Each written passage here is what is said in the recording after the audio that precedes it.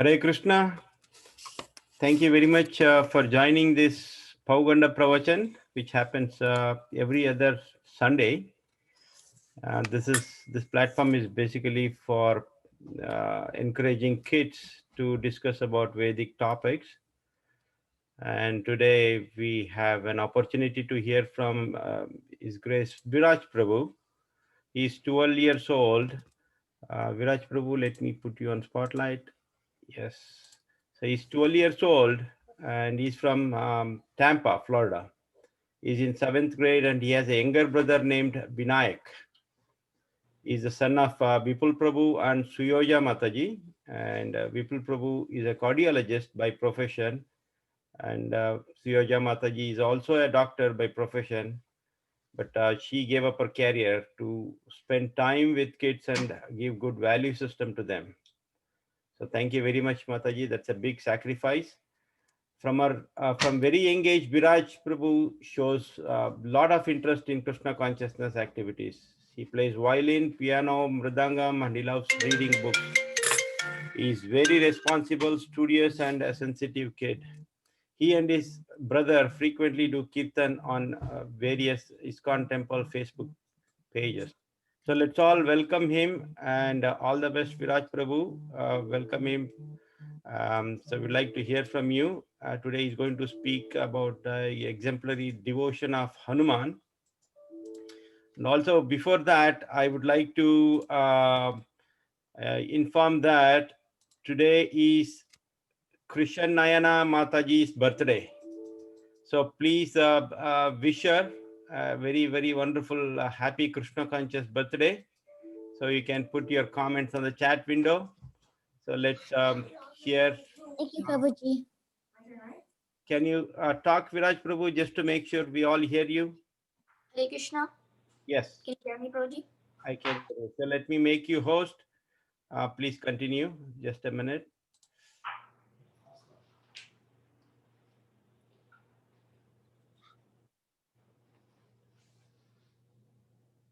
Go ahead. Prabhuji, can I screen share? Yes, good.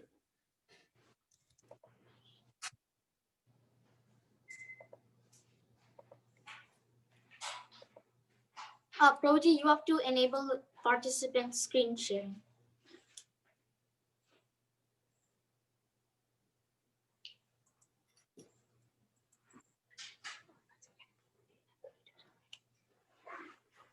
I think you should be okay because you're the host. You should be able to do that. Yes, Prabhuji, I'm on 2 devices though. Which is other device? My other device, I'm on a computer called Biraj Roy Prabhuji. Now you are the host. You can give that. Okay, Prabhuji. Yes.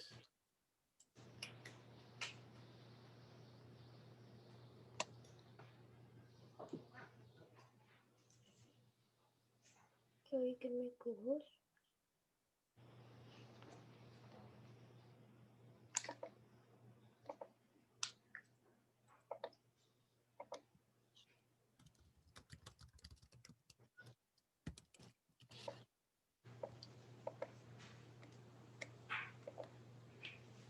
Prabhuji, can you see my screen? Yes, I do. Okay. Can I begin, Prabhuji? Yes, go ahead, please. Okay. Hare Krishna devotees, Dandvat Pranam, all glories to Srila Prabhupada. Today, I will try my best to share some points about the exemplary devotion of Sri Hanuman. Let's begin with the Mangalacharan. Om Jnanati Mirandasya Jnananjana Shalakaya Chakshurum Militam Yena Tasmai Sri Guruve Namah Sri Chaitanya Manobishtam Swapitam Yena Bhutale Swayam Rupa Gadamayam Datadi Swapadandikam He Krishna Karuna Sindhu Dina Bandhu Jagatpate Gopesho Gopika Kanto Radhikanto Namostute Tapta Kanchana Gorange Radhe Vrindavaneshwari Vishvanusti Devi Pranamami Hari Priyam Vanchakalpatarubhasya Kripa Sindhuba eva cha Patitanam Pavanebhya Vaishnavebhya Namo Namo Namo Vishnupadaya Krishna Prestaya Bhutale Srimati Bhakti Vedanta Swami Iti Namine Namaste Saraswati Devi Gauravani Pracharire Nirvisheshta Shunyavadi Vashtadaya Deshadarine Jai Shri Krishna Chaitanya Prabhu Nityananda Sri Advaita Gadadara Sivasadi Gaura Bhakta Vrinda. Hare Krishna Krishna Krishna Hare Hare Hare Rama Rama Rama Hare Hare. Let's begin with a story about a devotee of Lord Ramachandra. So, there is a folklore in Ayodhya of a devotee of Lord Rama that was one day loudly chanting the Hanuman Chalisa on the day of Ram Navami.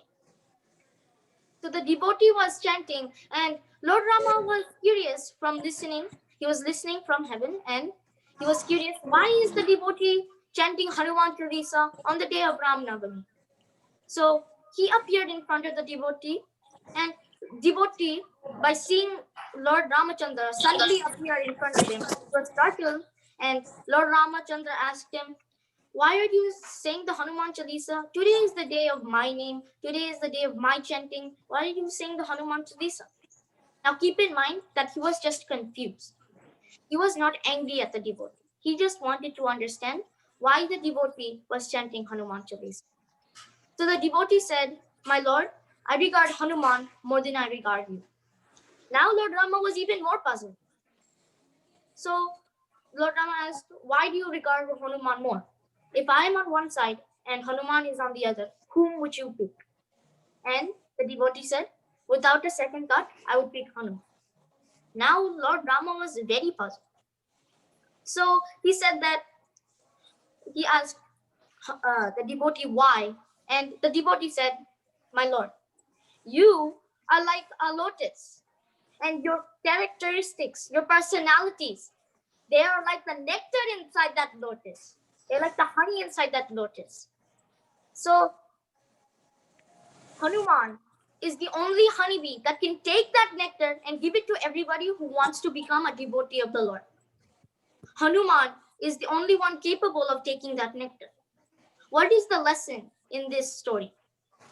The lesson is that we are not even capable of finding that nectar, much less distributing it to everybody. Hanuman is such a pure devotee that he is the only one capable of taking that nectar of devotion, the nectar of pastimes, and giving it to everybody who wants to become a devotee of the Lord and stinging those who don't want to. So, in this way, the glory of the devotee of the Lord surpasses the glory of the all-glorious Lord. There cannot be Nashima Leela without mentioning the pastimes of Prahlad Maharaj. There cannot be pastimes of Mahavishnu without mentioning Dhruva Maharaj. And similarly, there cannot be glories of Ramachandra without mentioning Hanuman. And also, just like we know in Srila Prabhupada, we cannot relish the attractiveness of the Lord without Srila Prabhupada's mercy.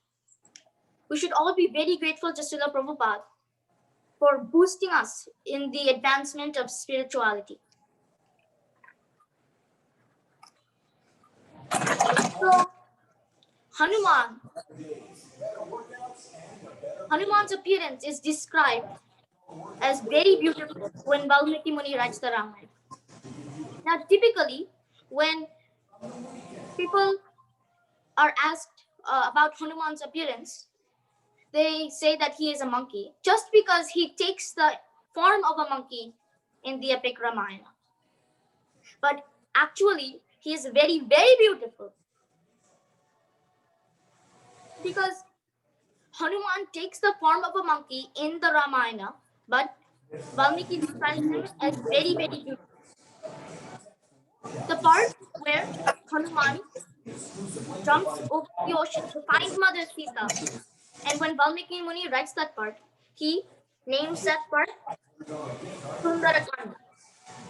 Valmiki Muni names that part Sundarakanda. Hanuman is Sundara, meaning that Hanuman is beautiful. Hanuman, excuse me, there is background noise. Yeah, can you mute Sarkar? Thank you. Okay.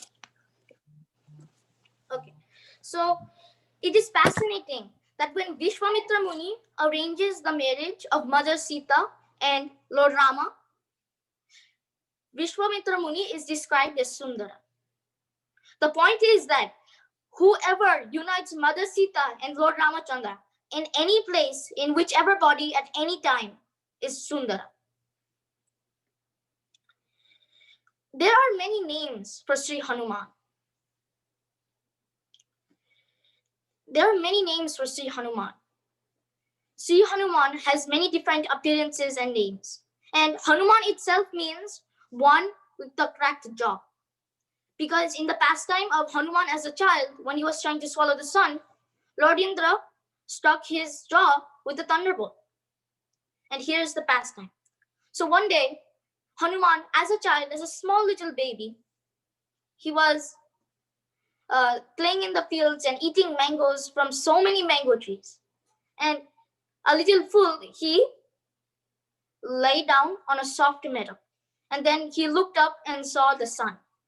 His hunger immediately came back. He thought that the sun was the biggest, juiciest mango he had ever seen.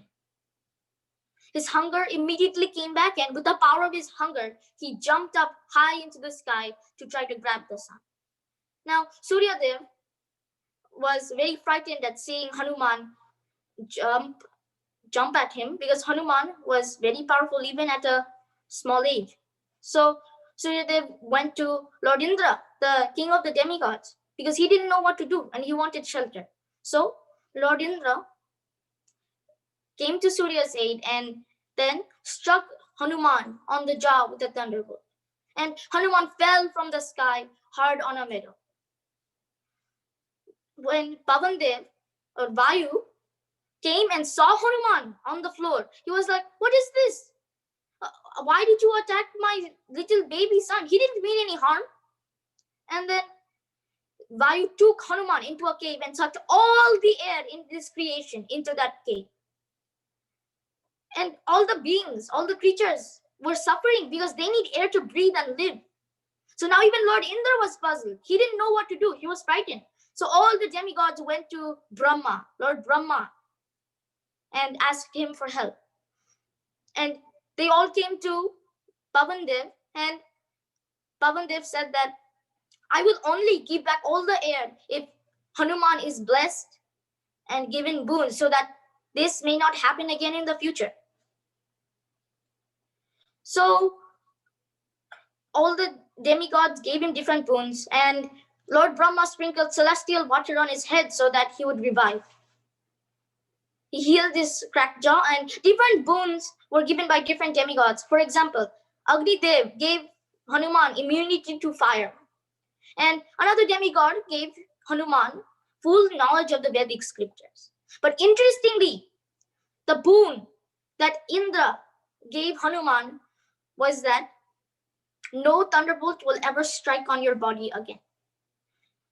He said, "Oh Hanuman, my thunderbolts, any thunderbolts from anyone, no matter how powerful, will never work on your body. You will have invulnerability to my thunderbolts, any thunderbolts." And that is why another one of his names is Vajrangabali. Vajrangabali. Vajra meaning thunderbolt and Anga meaning body. Vajrangabali. He who is so powerful that his body can withstand the strike of anyone's thunderbolt. And other names for Hanuman are Manojava, one who is faster than the mind; Pavanputra, the son of the wind god Vayu; Ramaduta, the messenger of Lord Ramachandra; Kabalikrita, one who has swallowed the sun; Mahaduta, the most radiant one; and Dashagriva Tarbaha, he who destroyed the ego of Ravana. There are many, many names for Hanuman. These are just a few. So, the section that we are going to focus on today is the jump of Hanuman. So, right now, so far in the epic, Mother Sita has already been taken by Ravana, who disguised himself as a Brahmana and kidnapped Mother Sita. And Lord Rama has already made friendship with Sugriva, and they have teamed up to find Mother Sita. So at the edge of the ocean that they had to cross to go to Lanka, it is described that there were more than 60 billion monkeys. The population of the earth today is what, 8 billion? So there were more than 8 times that many monkeys. So right now, everybody was deciding who is that person that should jump over the ocean to find Mother Sita. And so finally, everyone comes to Jambavan. And Jambavan had taken the form of a bear in this epic, and they say that, Jambavan, you're the only one that can jump this ocean, this very far ocean. Then Jambavan makes a very beautiful point. He says, yes, you're right, I can jump this ocean, and I can even find Mother Sita while I'm there. I can also fight, but I'm so aged that I won't have the strength to jump back. So we have to find someone that can jump, fight, and come. And then he looked at Hanuman and said, you're the one. Now, Hanuman was puzzled because at that time, he didn't know about his benedictions from all the demigods. Because when he was a child, he was cursed to forget these until the right time came. Because he was a total riot. He was so naughty. Now, we know that monkeys are already very naughty by default. And then you can imagine how unsteady and naughty a baby monkey will be. Now, imagine if the baby monkey had received boons and benedictions from 330 million demigods. How naughty do you think he can be? So, when he was very young, he would disturb the Brahmanas very much. He would hang their dhotis on very high tree branches when they were cleansing their bodies in a river. When they were eating, he would beat their chests very hard. And when they were chanting, he would pull their beards. Kids, please don't try this at home. So when the sages saw this, they cursed him to forget the powers until the right time came, and the right person was there to invoke these powers inside Hanuman. So Hanuman had forgotten his abilities, and Jambavan was the right person. Jambavan was the person to invoke these powers.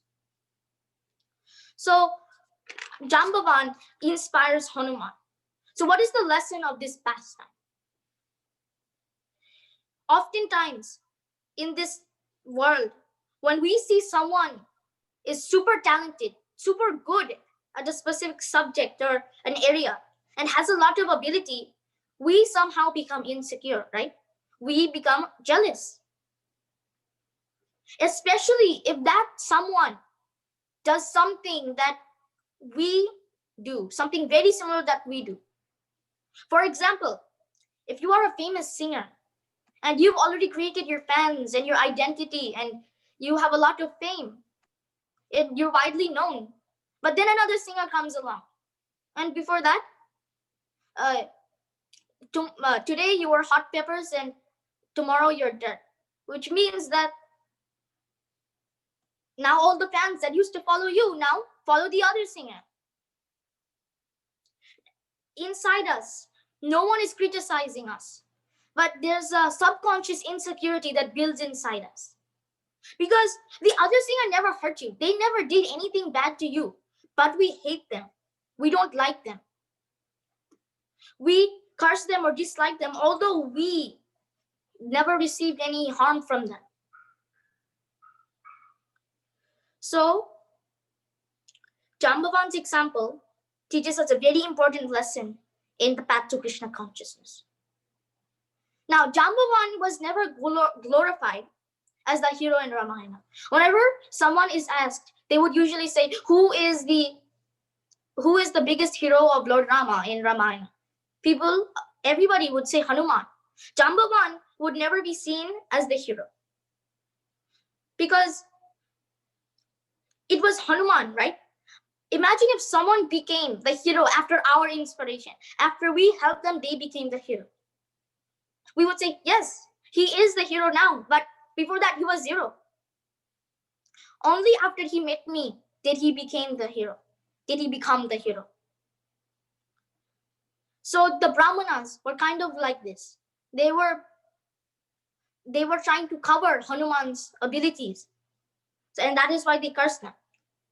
But Jambavan invoked the powers in Hanuman without any intention for attention. So what can we learn here? Jambavan teaches us to bring out the best in others.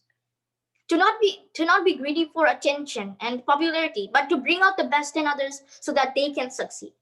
To be like salt, to add taste but still remain invisible. So Jambavan inspires Hanuman, and Hanuman jumps.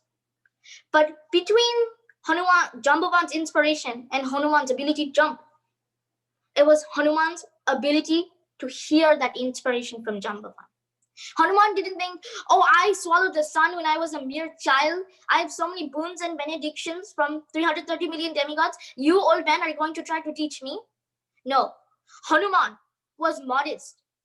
He was humble enough to hear the inspiration from Jambavan.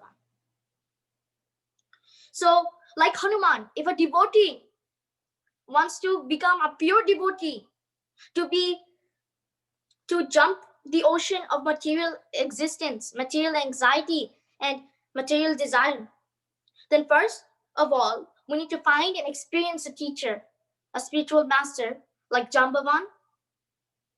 And then we need to give up our human ego, and then we need to be humble enough to hear that advice, hear that inspiration. And then the teacher can inspire us to excel, to advance majorly in the path of Krishna consciousness. So Valmiki Muni continues in the description, and Hanuman chants the name of Lord Rama, and he jumps. And Hanuman was thinking as he was jumping, as he was flying over the ocean, he was thinking that, what if I fall? What if I lose my stamina and I fall into the ocean? What if I fall directly into the ocean, and who will be there to save me? And then he thinks, oh no, I have Pavandev as my father, the wind god, and he can carry me when I get tired. And then immediately, as Hanuman thought that, he was disgusted with himself.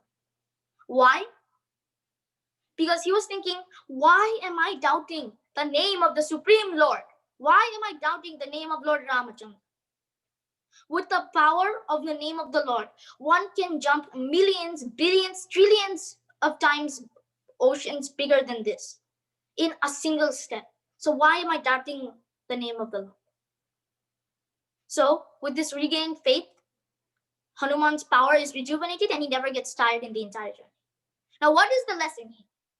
The lesson here is to never take shelter of the people you meet. Never take shelter of your contacts.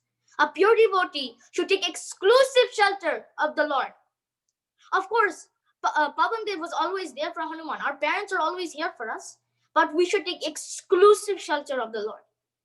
We should ask Lord for mercy under his lotus feet. So, as Hanuman was jumping, there were 3 prominent obstacles in his path to Lanka. And the first obstacle was super. Just checking if everybody is listening. No, the first actual obstacle is Mainak mountain. So Mainak is a forefather, a grandfather of Hanuman, a relative of Hanuman, a good relative, and he just wanted to serve the Lord, and he just wanted to serve the devotee of the Lord, which thinking it would pacify the Lord even more. So as Hanuman was flying by, Mainak mountain saw Hanuman and asked Hanuman, Hanuman, you look tired. After this long journey, you still have a longer way to go. Why don't you sleep in my caves? I have nice caves that you can sleep in. I have nice fruit trees that you can eat from. And I have crystal clear waters that you can drink from. Hanuman said, "O Mainak, this is certainly a wonderful offer. I would be glad to accept your services, but all I can see right now is my goal for the Lord. I must finish everything after. I must finish the goal, the desire of the Lord first, and then do everything else." We can learn from this that on our path to bhakti, one of the first things that will come in our way are luxuries offered by other devotees. And sometimes, if we take them, it may not be so good for our bhakti. And if we don't take them, it may break their hearts. So, what does Hanuman do? Hanuman nicely, gently touches Maina and says, "Now I hope you're happy. I have taken a little bit of rest, and I hope that you won't be upset." So, Hanuman again teaches us that in this way, Hanuman, without breaking the heart of Mainak, didn't accept the luxuries, all the luxuries offered. So this teaches us to overlook comfort and luxuries on the path of devotion without hurting the emotions of others. So now, the second obstacle was the demoness Simhika. Now, Simhika had the power to hold people down as they were flying by their shadow. This power of Simhika represents envy. This quality of Simhika represents envy because we don't see who is flying. We only see their shadow, which means their mistakes.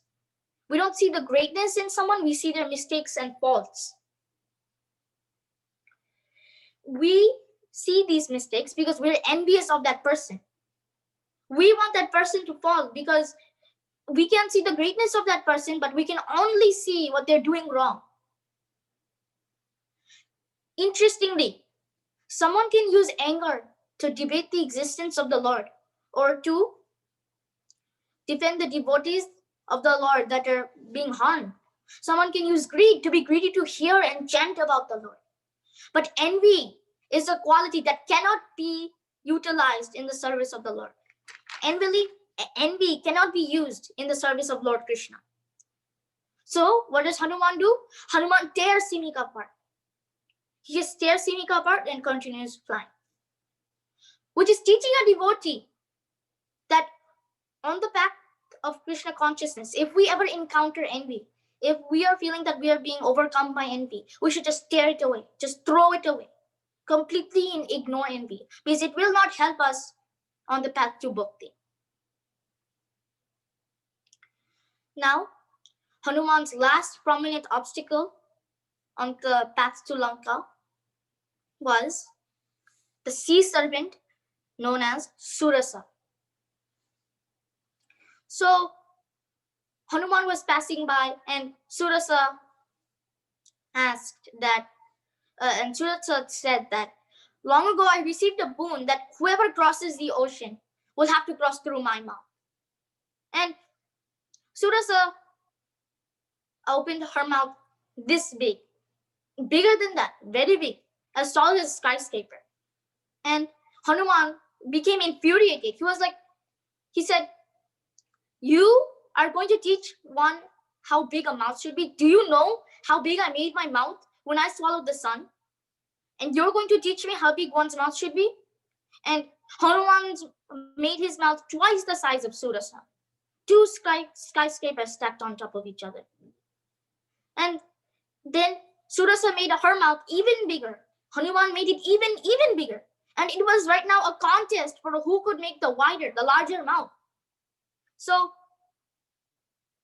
it went on like this until Surasa's mouth was so big that you couldn't see the top of her mouth.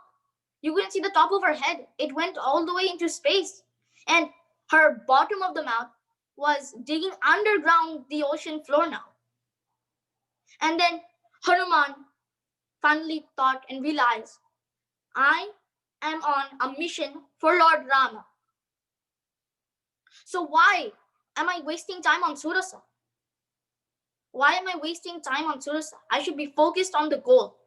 So Hanuman, overcoming his pride, he made himself as small as a mosquito and then entered Surasa's mouth and then came back out. And Hanuman told Surasa, you wanted me to enter your mouth. You never said you wanted to eat me. So I entered and came back out. Now Surasa was very happy with Hanuman's intelligence. And Hanuman continued. Let's take a moment to glorify Lord Ramachandra.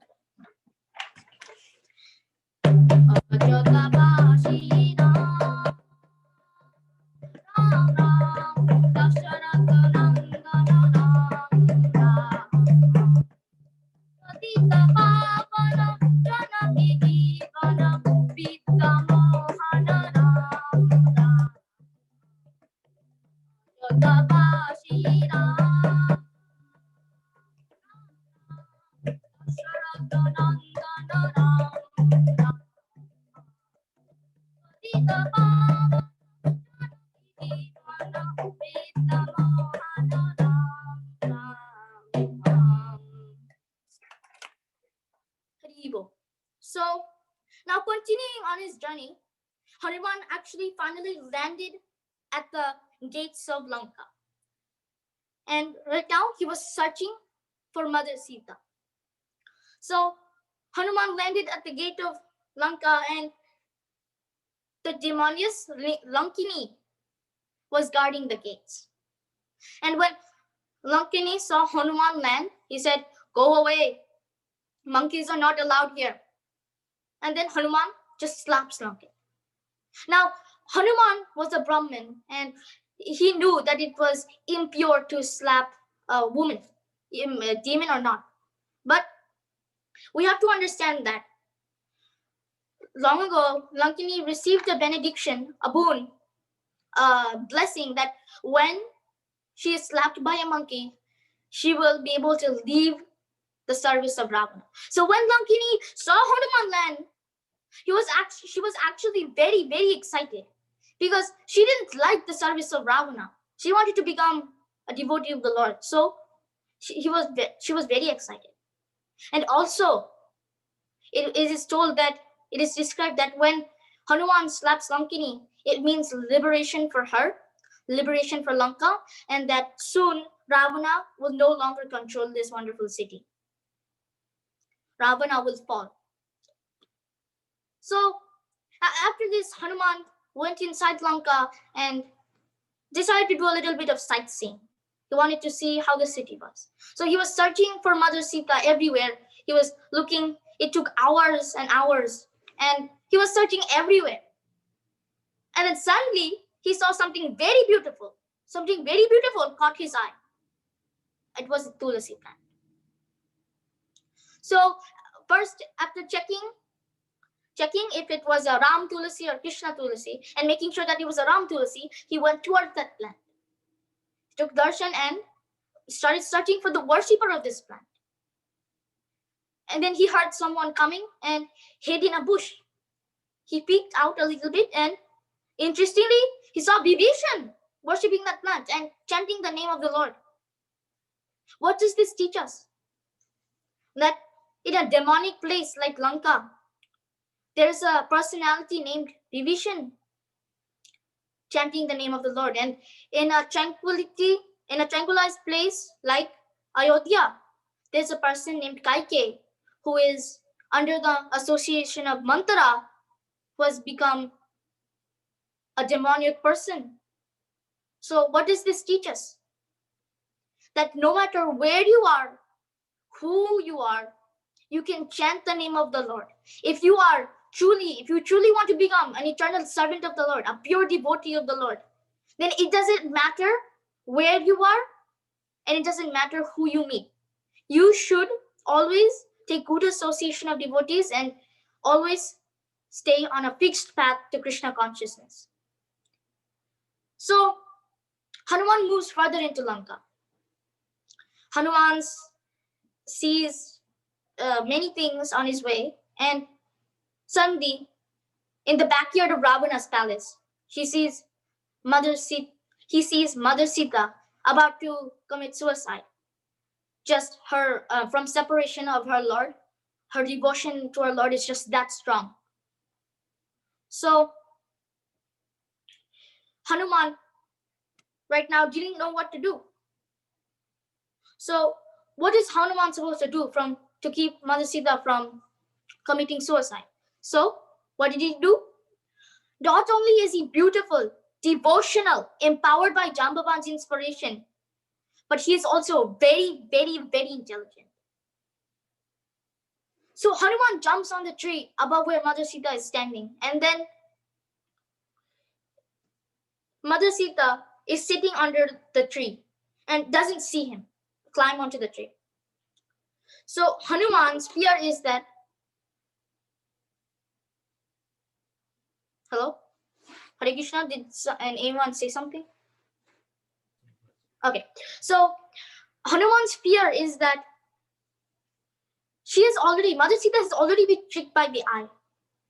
When Ravana has disguised himself as a Brahmana and kidnapped Mother Sita, she didn't trust her eyes. She was living among demons who could shapeshift to anything they will.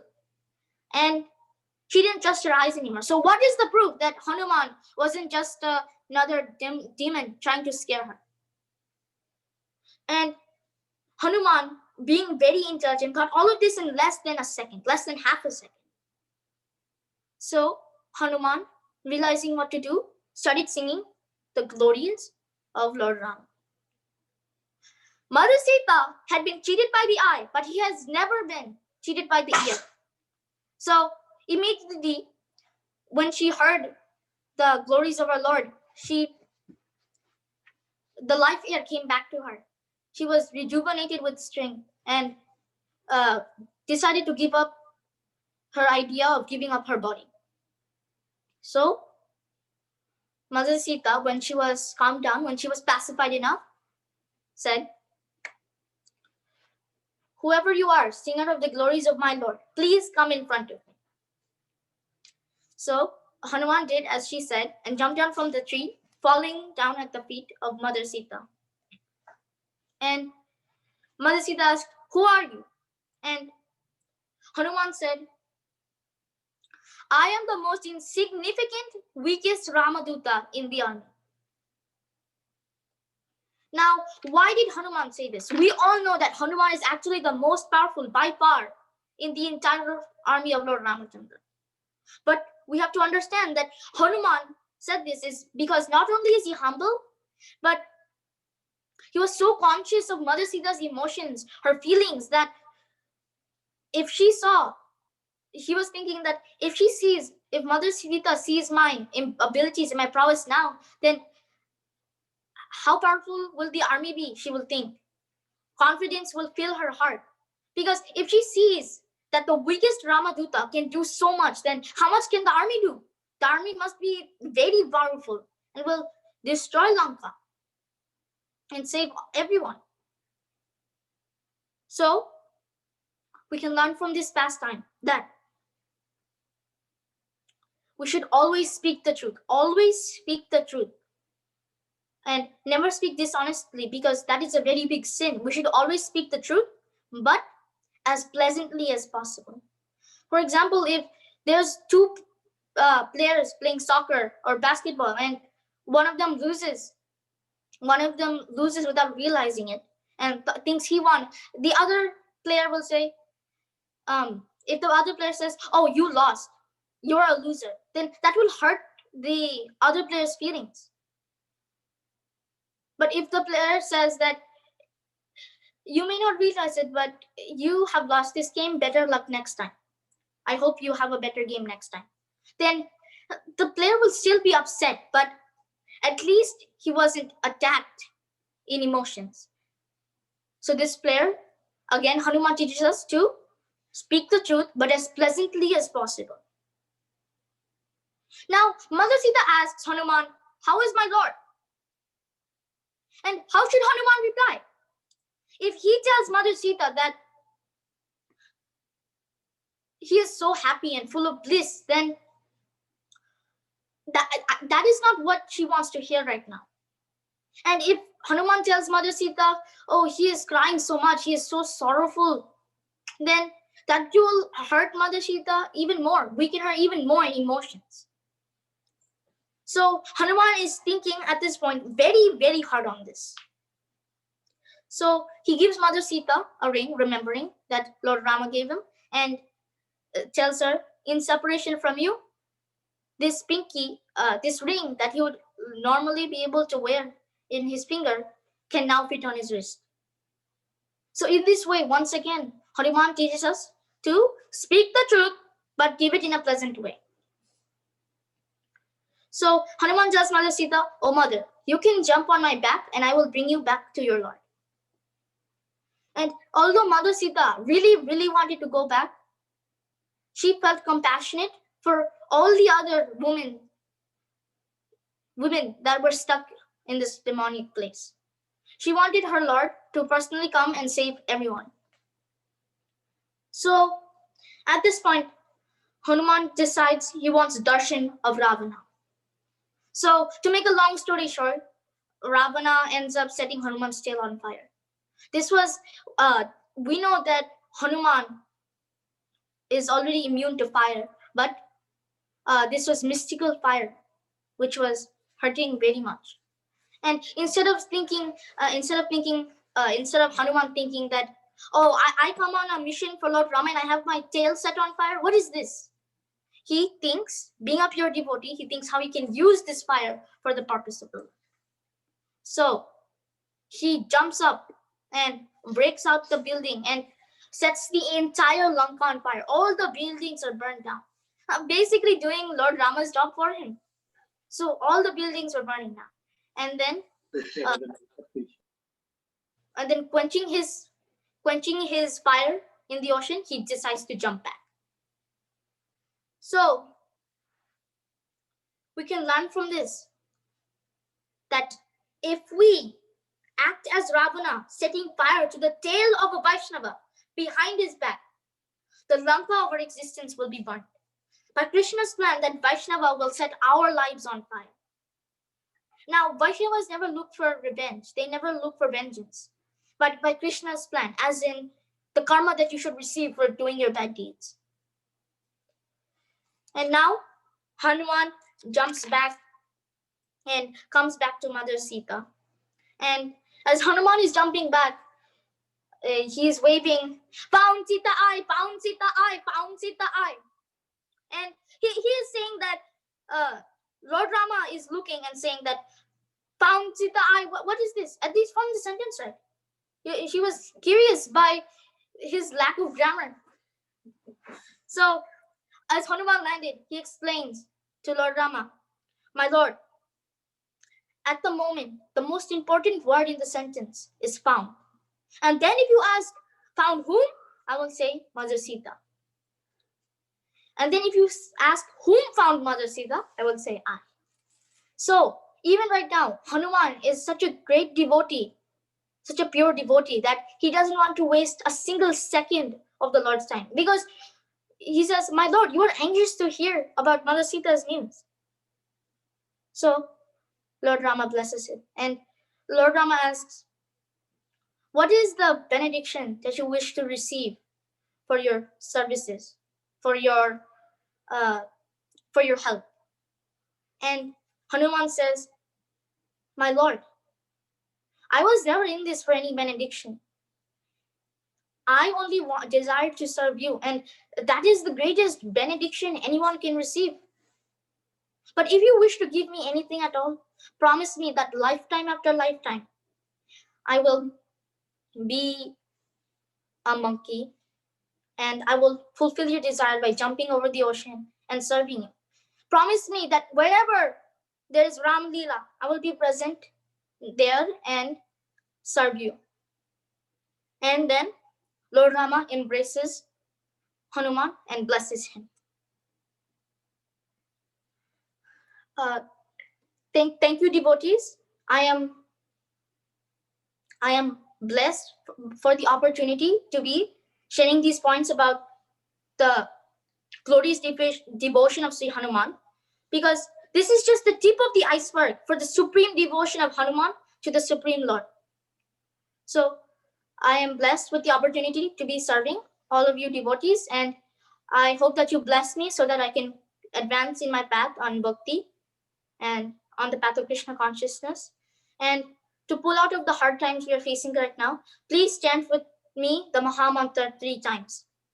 Hare Krishna, Krishna Krishna, Hare Hare, Hare Rama, Rama Rama, Hare Hare. Please chant with me. Hare Krishna, Krishna Krishna, Hare Hare, Hare Rama, Rama Rama, Hare Hare. Hare Krishna, Krishna Krishna, Hare Hare, Hare Rama, Rama Rama, Hare Hare. Hare Bol. Thank you very much, Biraj Prabhu. Can you please make me host again? Yes, Prabhuji.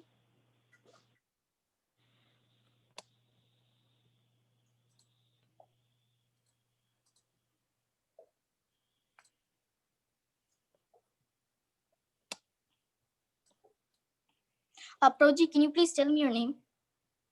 Mukta Sangadas. Okay, Prabhuji. Prabhuji, it's not working because whenever I click on your name, it's taking me to a chat. No, you should do from the other system where you are host. Oh, okay, Prabhuji.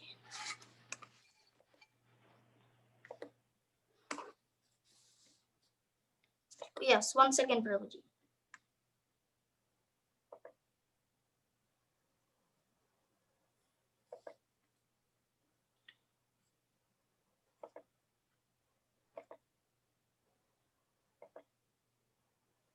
Yeah, thank you, Prabhu. So I'm the host now.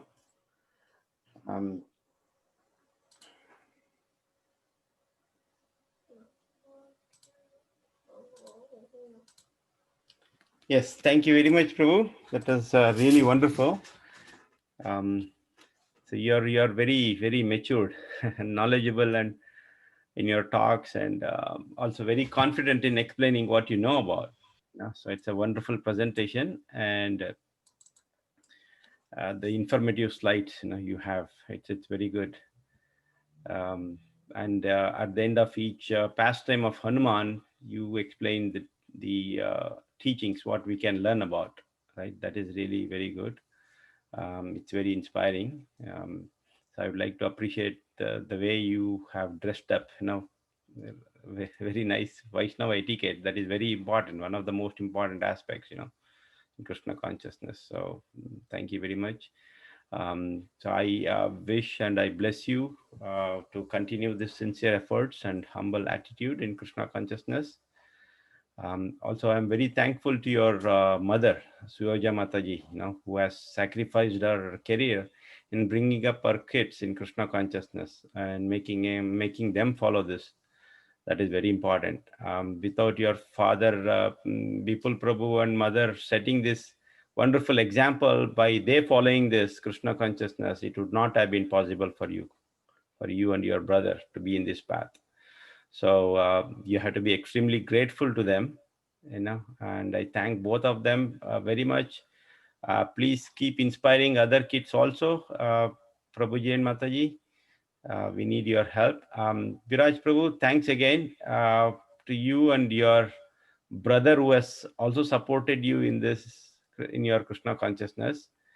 And I'd like to hear from you soon. Also, hopefully from your brother very soon, Vinayak Prabhu. Thanks again. So if anyone has any comments, let me unmute you all. If anyone has any comments, you can pass. Yeah, please unmute yourself. And if you have any questions, is that okay, Biraj Prabhu? If they have any question, you can answer. Is it okay? Yes, Prabhuji. I will try my best to answer. Okay, so anyone has any questions or comments, you can please unmute yourself. Thank you.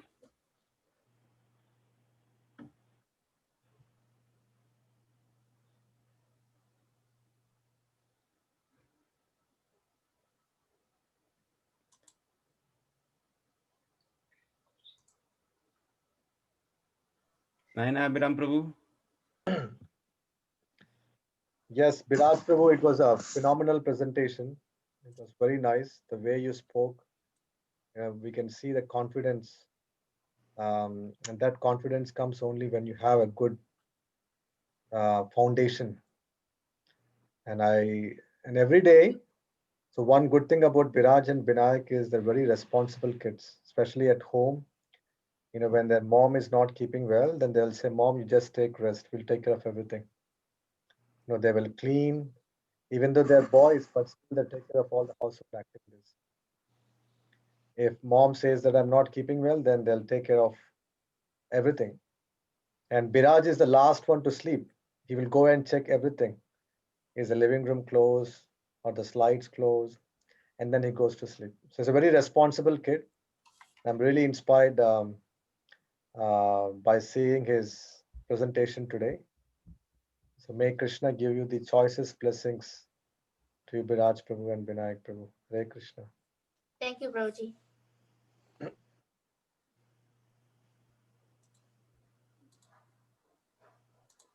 Anyone else?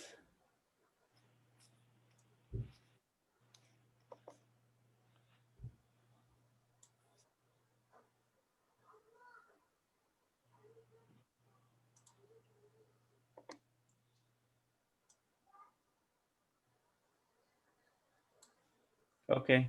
So again, thank you, Biraj Prabhu. And not to forget, today is Krishan Nayana Mataji's birthday. So let's all chant one time Mahamantra to wish her wonderful Krishna conscious birthday loudly. Okay. Hare Krishna, Hare Krishna, Krishna Krishna, Hare Hare. Hare Rama, Hare Rama, Rama Rama, Hare Hare. Hare Krishna. As I told you before at the beginning of this session, that this Pauvaganda Pravachan, it's a series, especially to encourage kids who are ready to give a presentation on Vedic subjects. So if anyone is interested, please contact me, or you can contact Nayana Abhiram Prabhu from US.